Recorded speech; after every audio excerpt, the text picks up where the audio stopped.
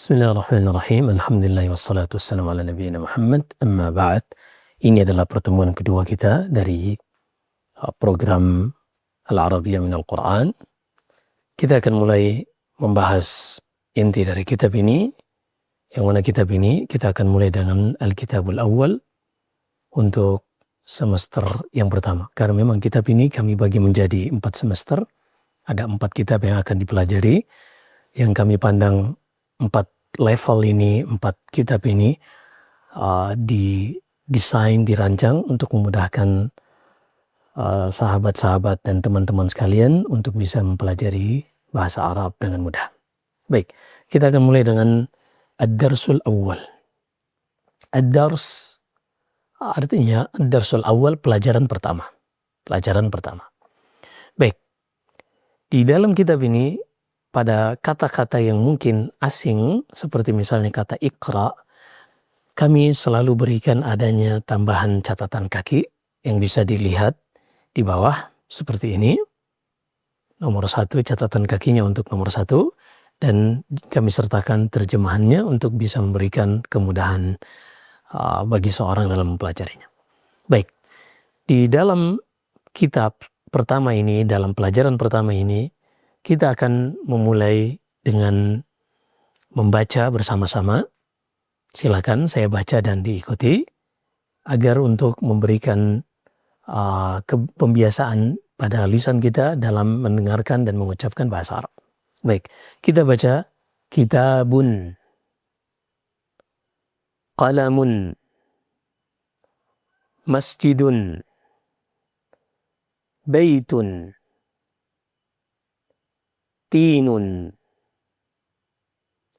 zaitunun, filun, tayrun, hablun.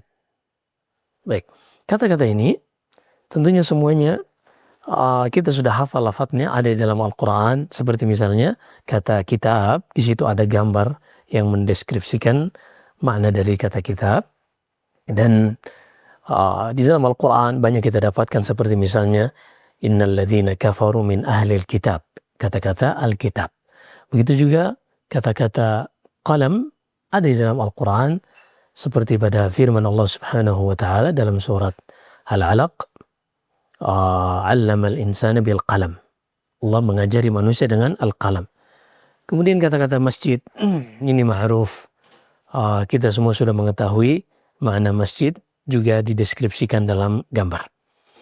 Baitun, di dalam Al-Quran juga disebutkan kata baitun ini seperti pada firman-Nya di dalam surat Quraisy, "Falyabudu rabb hadza al-bait." Ini baitun.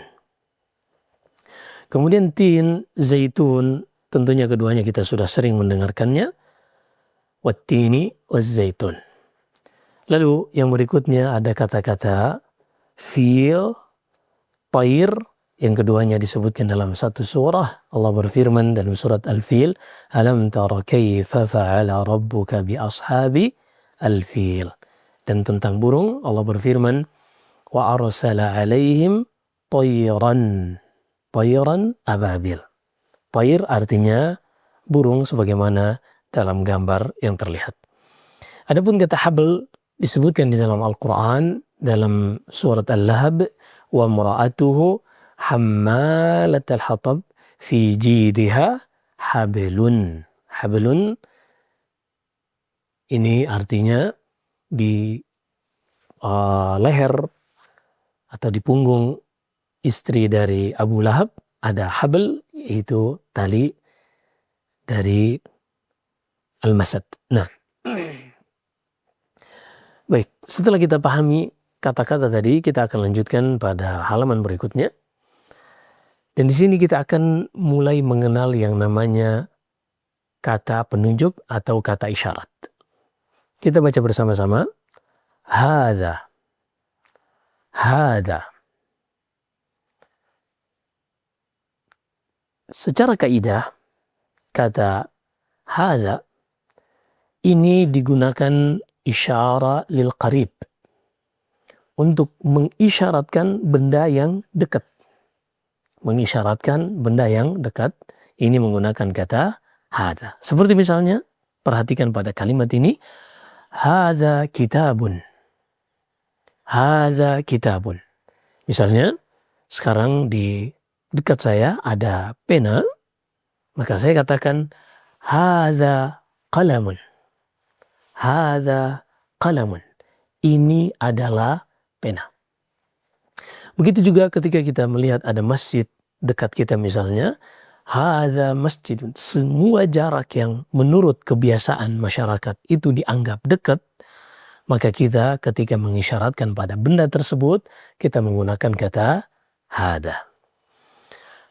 Baik, kita baca bersama-sama. Hadza kitabun. Hadza qalamun. Hadza masjidun. Hadza baitun. Hadza tinun. Hadza zaitunun. Hadza filun. Hadza tayrun. Hadza hablun. Baik. Sebagaimana tadi kita jelaskan, selalu ketika ada kata-kata yang mungkin belum dipahami atau kaidah yang perlu dijelaskan, maka kami akan sertakan pada footnote dari halaman-halaman yang ada di dalam kitab ini.